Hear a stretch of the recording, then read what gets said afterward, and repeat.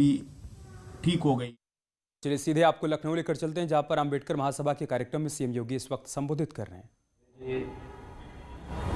और आज जिस पुस्तक का कुछ देर पहले विमोचन हुआ है, डॉक्टर अम्बेडकर और जोगेंद्र नाथ मंडल, इस पुस्तक के संकलनकर्ता सुविख्यात साहित्यकार श्री पवन पुत्र बादल जी, उपस्थित भाइयों बहनों, मैं सबसे पहले भारत माता के महान सपूत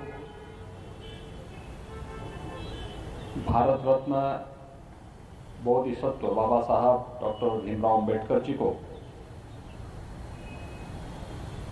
आज के इस महापरिनिर्वाण दिवस के अवसर पर प्रदेशवासियों की ओर से विनम्र श्रद्धांजलि देते हुए इनकी स्मृतियों को कोटि कोटि नमन करता हूं। वास्तव में इस प्रकार का महान मानवता के उद्धार के लिए कभी कभी ही इस धराधाम पे आकर के अपने व्यक्तित्व से, अपने कर्तृत्व से कुछ ऐसे प्रमाण छोड़ जाता है जो आने वाली पीढ़ी के लिए एक प्रेरणादायी होता है। और निसंदेह बाबा साहब भीमराव अम्बेडकर जी ने मानवता के कल्याण का जो मार्ग प्रशस्त किया, उसी का परिणाम है कि पूरा देश और पूरी दुनिया उस महामानव के प्रति कृतज्ञता ज्ञापित करते हुए उनके प्रति विनम्र श्रद्धांजलि और श्रद्धा का भाव, सम्मान का भाव रखता है। आज का ये कार्यक्रम हमारे लिए अत्यंत महत्वपूर्ण है, और महत्वपूर्ण इसलिए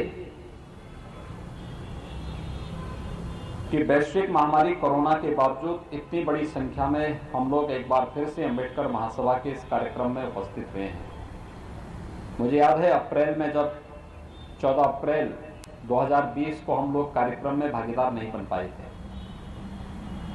लॉकडाउन के कारण कोरोना संक्रमण को नियंत्रण करने के लिए जो अभियान देश के अंदर प्रारंभ हुआ था, उसी अभियान का वो क्रम था। लेकिन कोरोना पर काफी हद तक नियंत्रण करने के बाद केंद्र और प्रदेश सरकार के द्वारा जो गाइडलाइन जारी की गई है, उस गाइडलाइन के क्रम का पालन करते हुए इतनी भारी संख्या में आप सबकी उपस्थिति बाबा साहब भीमराव अम्बेडकर के प्रति अपने श्रद्धा और सम्मान को व्यक्त करता है। मैं इस अवसर पर आप सबका हृदय से अभिनंदन करता हूं। भाइयों बहनों, हम सबको इस बारे में समझना होगा कि बाबा साहब भीमराव अम्बेडकर महान बने, लेकिन उनके समकक्ष और उसी कालखंड के दौरान दलितों की आवाज को बुलंद करने वाले श्री जोगेंद्र नाथ मंडल को वह सम्मान नहीं मिल पाया। आखिर क्यों? कोई बात जरूर रही होगी, और ये पुस्तक डॉक्टर अम्बेडकर और जोगेंद्र नाथ मंडल उसकी बहुत स्पष्ट व्याख्या करता है, हर एक की आंखों को खोलने वाला है। बाबा साहब भीमराव अम्बेडकर ने बचपन से सामाजिक अन्याय झेला, छूआछूत का दंश झेला, अपमान सहा। जब उन्हें अपनी उच्च पढ़ाई करने के बाद, उच्च शिक्षा अर्जित करने के बाद वे वापस भारत आए और उन्होंने फिर से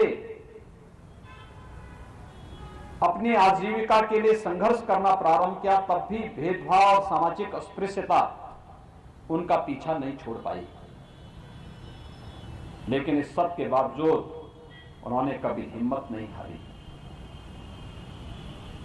देश के स्वत्व को पहचाना, देश के मूल्य और आदर्शों के प्रति गहरी निष्ठा रखते हुए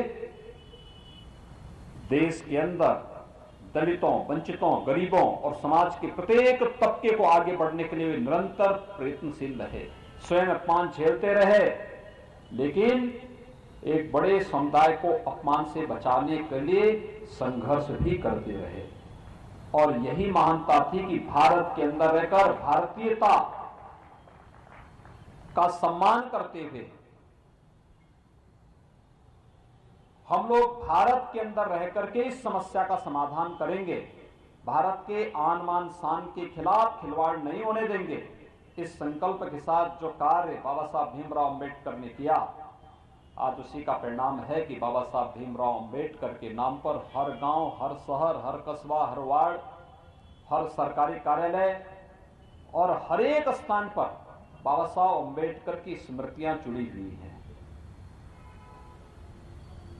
इस देश का कोई भी जनप्रतिनिधि और कोई भी संवैधानिक पद पर बैठने वाला व्यक्ति अगर शपथ लेता है तो बाबा साहब भीमराव अंबेडकर के द्वारा बनाए गए संविधान की ही शपथ लेकर के वह उस पद को धारण करता है।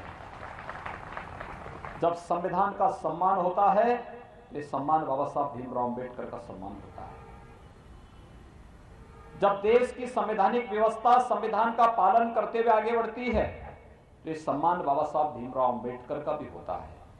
और जब बाबा साहब भीमराव अंबेडकर का सम्मान होता है, तो इस देश के गरीबों का, इस देश के दलितों का, इस देश के वंचितों का, इस देश के जनजातियों का, इस देश की महिलाओं का, सबका सम्मान का मार्ग आगे बढ़ता हुआ दिखाई देता है।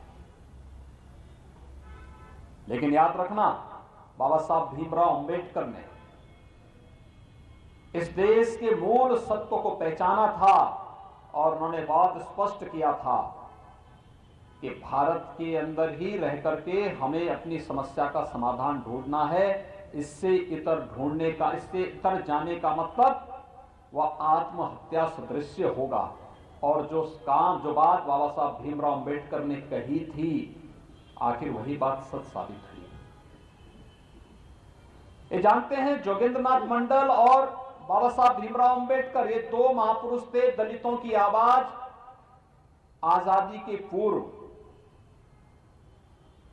और जब कांग्रेस ने बाबा साहब भीमराव अंबेडकर को देश के नेशनल असेंबली में जाने से रोका था, तब बाबा साहब भीमराव अंबेडकर के लिए सीट छोड़ी थी श्री जोगेंद्रनाथ मंडल ने।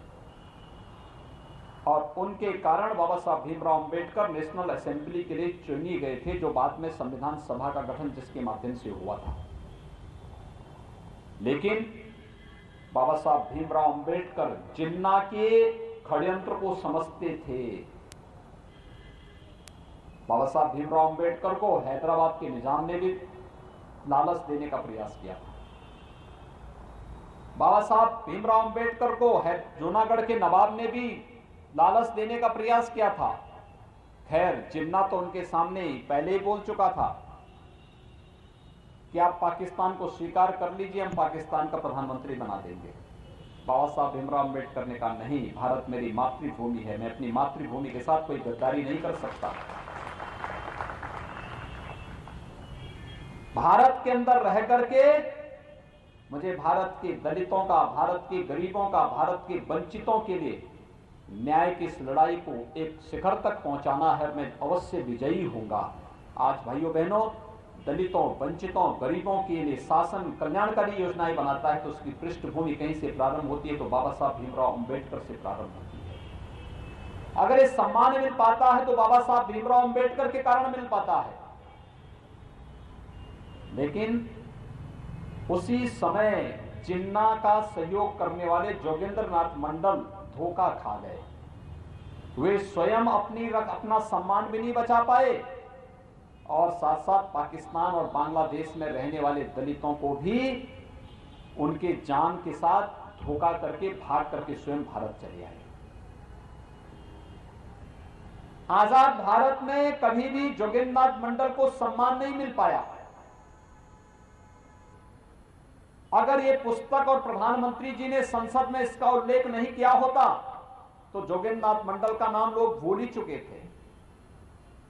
लेकिन बाबा साहब भीमराव अंबेडकर, मैंने आपको जो बताया, हर सरकारी कार्यालय में, हर संवैधानिक शपथ में, हर गांव में, हर कस्बे में बाबा साहब भीमराव अंबेडकर का स्मारक भी है और भारत ने अपना सर्वोच्च सम्मान भी भारत रत्न के रूप में किसी को दिया तो बाबा साहब भीमराव अंबेडकर को दिया। यानी मातृभूमि के लिए जो भी योगदान देगा उसके प्रति भारत का हर नागरिक कृतज्ञता ज्ञापित इस रूप में करेगा जो सम्मान बाबा साहब भीमराव अंबेडकर को प्राप्त हुआ। और यही नहीं, प्रधानमंत्री मोदी जी ने तो बाबा साहब भीमराव अंबेडकर से जुड़े हुए उन सभी स्थलों को, उनका जन्म मऊ छावनी मध्य प्रदेश में जहां हुआ था, भव्य स्मारक एक तीर्थ बन चुका है। बाबा साहब भीमराव अंबेडकर ने अपना सार्वजनिक जीवन दिल्ली में रहकर के जिस भवन में व्यतीत किया था, वहां पर आप जाइए, कितना विशाल प्रांगण बन चुका है। एक स्मारक बाबा साहब भीमराव अंबेडकर का वो बन चुका है। इंग्लैंड में रह करके उन्होंने उच्च शिक्षा जीत भवन में रह करके की थी। भारतीय जनता पार्टी की महाराष्ट्र की सरकार ने और केंद्र की सरकार ने मिलकर के उस पूरे भवन को इंग्लैंड में खरीद करके बाबा साहब भीमराव अंबेडकर की न केवल वहां पे स्मारक बनाया है, बल्कि दलित छात्रों को वहां जाकर के स्कॉलरशिप की सुविधा देकर के उच्च अध्ययन का एक केंद्र के रूप में उसको स्थापित किया है। नागपुर की उनकी दीक्षा भूमि और मुंबई की चैत्य भूमि, जहां पर बाबा साहब भीमराव अंबेडकर का अंतिम संस्कार हुआ था, इस पूरे पंच तीर्थों का निर्माण प्रधानमंत्री मोदी जी के विजन के कारण हो पाया। बाबा साहब भीमराव अंबेडकर को इस सम्मान आखिर कांग्रेस ने और अन्य दलों ने क्यों नहीं दिया? आज आप देखते होंगे प्रधानमंत्री मोदी जी की एक एक स्कीम जब निकलती है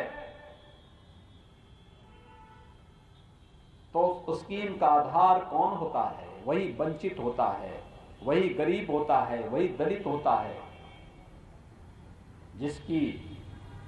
जिसको वोट बैंक तो बनाया गया, लेकिन जिसके हित में ईमानदारी पूर्वक कोई कार्य नहीं हुए थे।